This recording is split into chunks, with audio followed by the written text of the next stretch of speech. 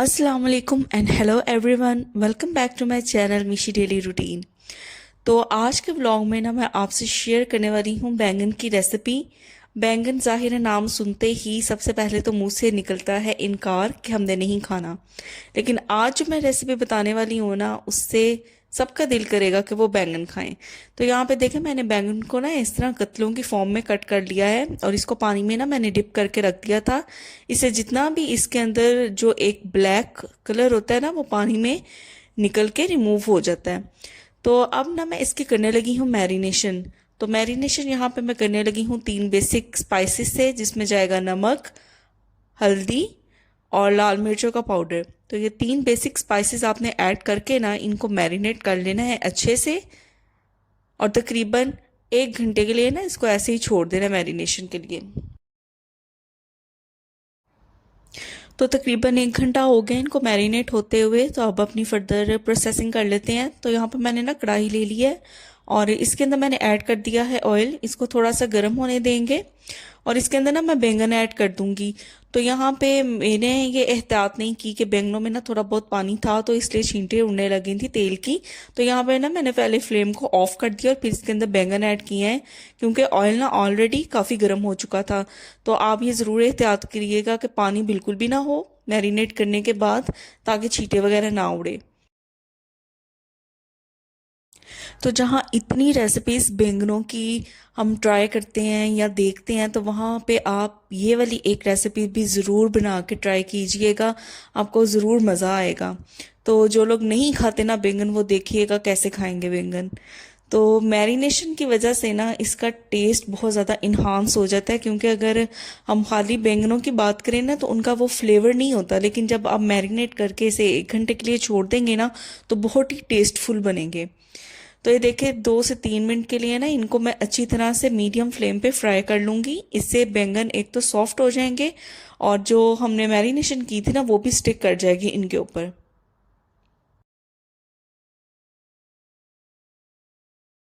तो देखें, just fry करने से ही ये इतने ज़्यादा टेस्टफुल लगने लग गए हैं ना। तो आप इसको चाहें ना तो ऐसे भी खा सकते हैं, मतलब फर्दर आप अगर इसका मसाला वगैरह ना बनाएं और इसी तरह इनको फ्राई कर लेना नमक मिर्च और हल्दी में, तब भी आप इसको रोटी के साथ खाएं तो बहुत टेस्टफुल बनते हैं। तो ये देखिए सारे बैंगन मैंने निकाल के बाउल में शिफ्ट कर लिए हैं, ताकि मैं फर्दर इसका मसाला प्रिपेयर कर लूँ।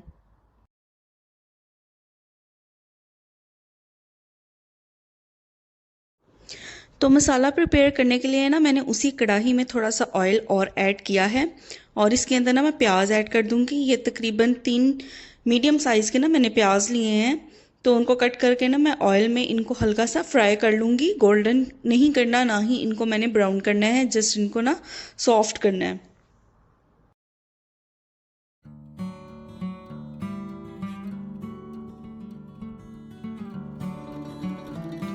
प्याज सॉफ्ट हो गए हैं ना, तो अब मैं इसके अंदर डाल दूंगी अदरक लहसुन का पेस्ट। तो तकरीबन 2 टेबल स्पून के करीब ना भर के मैं अदरक लहसुन का पेस्ट ऐड कर दूंगी, और बस इसे अच्छी तरह से सौटे कर लेंगे, ताकि अदरक और लहसुन की एक कच्चापन जो है वो ख़त्म हो जाए। तो यहाँ पे मैंने एक बड़े साइज़ का प्याज ले लिया था और 2 हरी मिर्चें ले ली हैं, उनको भी कट करके तो प्याज के साथ ना अब ऐड कर देंगे और अच्छी तरह से सौटे कर लेंगे, ताकि प्याज जो है वो सॉफ्ट हो जाए। तो बस अब इसके अंदर स्पाइसेस ऐड कर देंगे। तो टेस्ट के अकॉर्डिंग ही सारी आपने स्पाइसेस ऐड करनी है, जैसे नमक है, हल्दी है, लाल मिर्चों का पाउडर है, ज़ीरा पाउडर है और धनिया पाउडर है। तो ये सारी जो बेसिक स्पाइसेस है ना, ये ऐड करके इनको अच्छी तरह से ना मिक्स कर देंगे, ताकि फ्लेवर इसके अंदर अच्छे से इन्फ्यूज़ हो जाए। तो यहाँ पे देखें मैंने ले ली हैं 3 खड़ी लाल मिर्चें। तो इनका भी ना बहुत ही बेस्ट फ्लेवर आता है। आप कोई भी ड्राई सालन बनाए ना, जैसे अरवी है, भिंडियाँ हैं और इस तरह के बैंगन हैं, तो ये खड़ी लाल मिर्चें, इनका टेस्ट बहुत ही ना अच्छा आता है।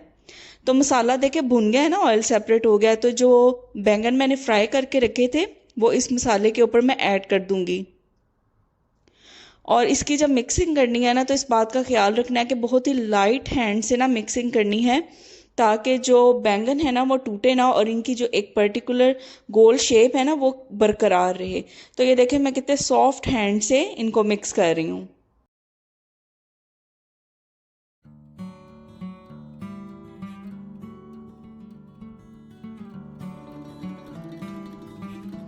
तकरीबन 10 मिनट के लिए बिल्कुल लो फ्लेम पे ना मैं इनको दम लगा के रख दूंगी, ताकि जो कसर थोड़ी सी रह गई है वो भी हो जाए।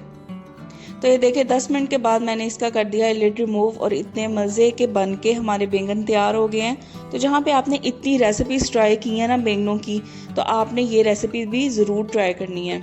अच्छा, इसका मसाला भूनते वक्त अगर आप इसके अंदर दही ऐड करना चाहते हैं ना, तो वो भी आप ऐड कर सकते हैं, उससे भी बहुत ज़्यादा अच्छा फ्लेवर आता है।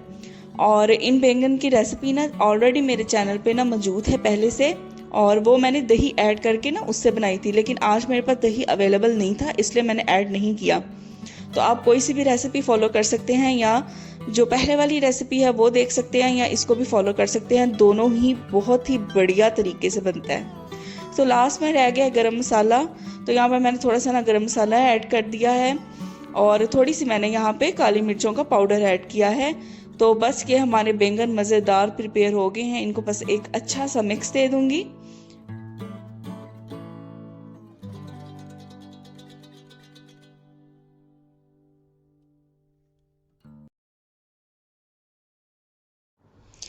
अच्छा, ये ना शाम का टाइम है और हम लोग गए हुए थे खाना बनाने के बाद मार्केट डे टू डे। वहाँ से ना कुछ घर का सामान लेना था। तो ये प्लांट्स मुझे वहाँ पे इतने ज़्यादा प्यारे लगे ना कि मैं यहाँ वहाँ से ना मैं ले आई। तो ये डे टू डे मार्केट है शारजा में, और एग्जैक्ट लोकेशन इसकी हस्बैंड को ही पता है कि कौन से एरिया में है। वैसे तो यहाँ पे शारजा में इतने ज़्यादा डे टू डे हैं, तो किसी भी डे टू डे से आपको ये फ्रेश प्लांट्स भी मिल जाएंगे और आर्टिफिशियल प्लांट्स भी मिल जाएंगे। तो मैं मिक्स लेके आई हूँ, आर्टिफिशियल भी और फ्रेश भी। तो पहले जो वाइट वाला मैंने आपको दिखाया था वो आर्टिफिशियल है, और ये देखें कितना प्यारा है, ये ओरिजिनल प्लांट है।